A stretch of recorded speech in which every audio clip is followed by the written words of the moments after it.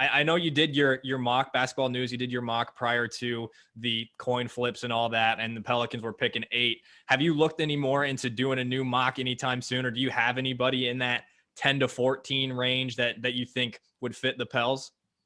Yeah, we did our first mock draft. We converted our big board to a mock draft last week, I believe, and yeah, and so they did the tiebreakers on it, so the order's a little bit shaken up from that. We had them taking James Bouknight at 8, who I think would be a great fit if he's there on the board for them. Just a dynamic scoring and shooting guard from UConn. I think the Pelicans could use use another guy. In guard that creates some offense, and that's Bouknight for sure. Some other guys. I mean, depending on where they're picking and who's available, I think there's a big group of guys after you get out of that top 5 or 6. Keon Johnson from Tennessee, Kai Jones, Corey Kispert, Franz Wagner, Davion Mitchell, Josh Giddey, Moses Moody. I mean, those are all guys that I think could be on the board in the mix for them. All very different, but the Pelicans are an interesting situation where they've got a lot of nice young pieces and a good core unit. They don't necessarily need like one thing or another. They just need some more guys and let their guys kind of continue to develop. So I do think they have some flexibility with what they do in the draft. Well, what I can tell you, what we've heard from the front office so far, David Griffin, he's mentioned 3 things that this team needs in the offseason, whether it's through the draft or free agency or trades or what have you. It's IQ, it's toughness, and it's shooting.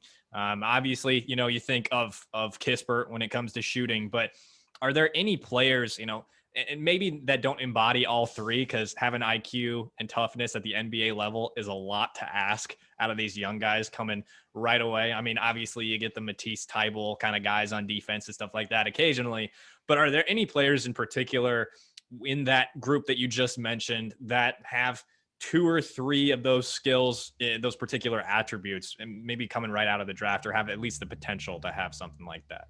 Yeah, sure. And I mean, several of those guys I listed, have it on some level or another. I think Kispert, obviously, he's known as a shooter. I think he's the best shooter in the draft at 6'7". But he's a high basketball IQ kid. I mean, that's the advantage of him, being a 4-year guy at a big program in Gonzaga. And he's tough. I mean, he's definitely not, your tough defensive stopper. I think his physical limitations hold him back there, but he does have a tough way about him. And I mean, he's the kind of kid I'd want on my team, kind of going into battle, and would fit that fit a need for them as far as checking off multiple boxes, especially shooting. Davion Mitchell is another guy, and he is a tough defender. I mean, that guy's probably the best on-ball defender in the draft, just so physical and really just a pest. And then he developed so much at Baylor with his outside shooting and his basketball IQ and feel for the game. Of course, they took Kyra Lewis last year, so I mean, he plays the same position as him. I don't know if they'd want to add another young point guard, but Mitchell's pretty dang good. I would bet he'll be considered. And then Moses Moody is another guy. High basketball IQ, shooter. He's got good size, and he's good defensive. He's not overly athletic, but I wouldn't even really label him a tough guy. But he is a good versatile defender that shoots it, that knows how to play. Those are 3 guys that I could see the Hornets, or the Pelicans considering. Sure. So I've seen a lot of guys like Davion Mitchell, the Twitter experts, Davion Mitchell, the Kispert suggestions. I've also seen on ESPN's mock draft, Franz, whatever. I have not done enough evaluation to even pronounce these guys' names right. So Franz Wagner out of Michigan, brother of Mo.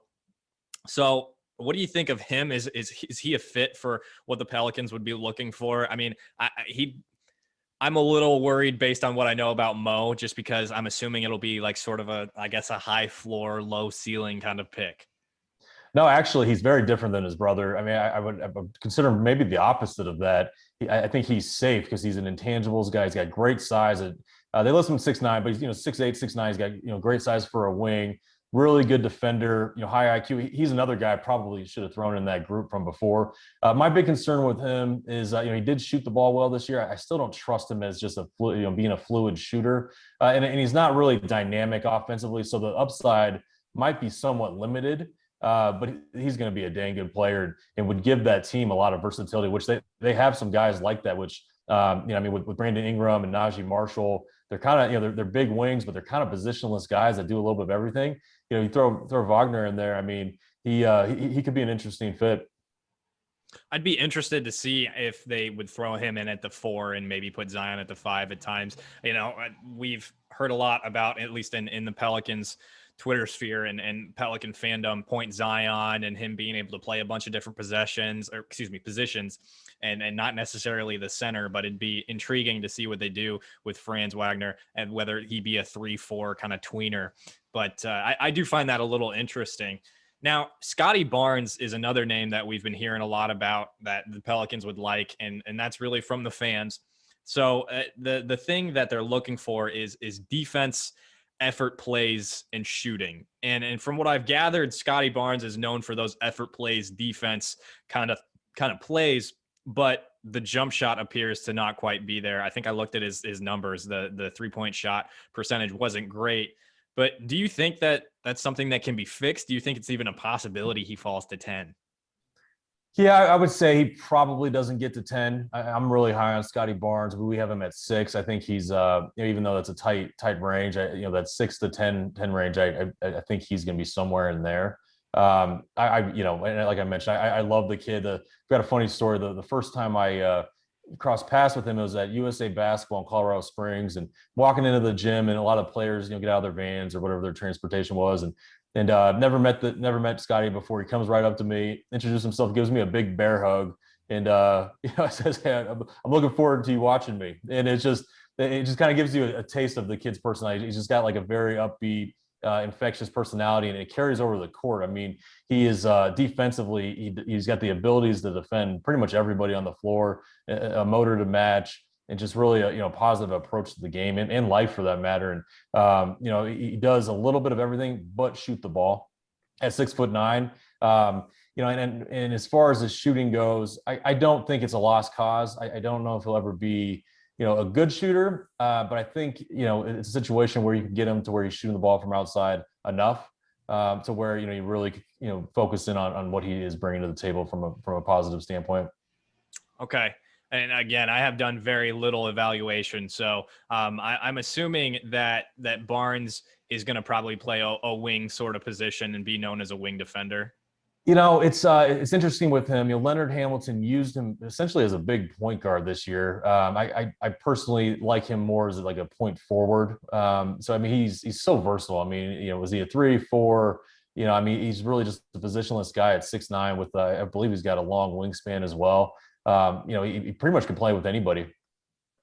Okay, sounds good. That would be something that the Pelicans could definitely use. The defense is definitely lacking at times, that's for sure, for this team, although it did get quite a bit better towards the end of the season. But anyway, so you mentioned James Bouknight.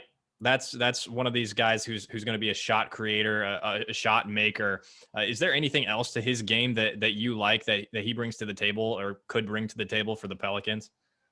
Yeah, I mean the biggest thing with Bouknight, he's a natural born scorer. I mean he's hard to guard. He's coming at you, downhill type guy, and he's super athletic and explosive. Slashing, one man transition type guy. And he's pretty much built to be to get to the hole. I don't think shooting is necessarily his Achilles heel, but it's definitely something that he needs to improve on. And if he's able to shoot the ball at a high rate or a higher rate, I think he's got a chance of being, possibly even being a primary scorer for a team down the road. I'm really excited about James. Okay. Now, last year when we were doing draft evaluation, stuff like that, I talked about getting a shot creator as well. And the name that came up in last year's draft was Tyrese Maxey. Are those two going to be any similar?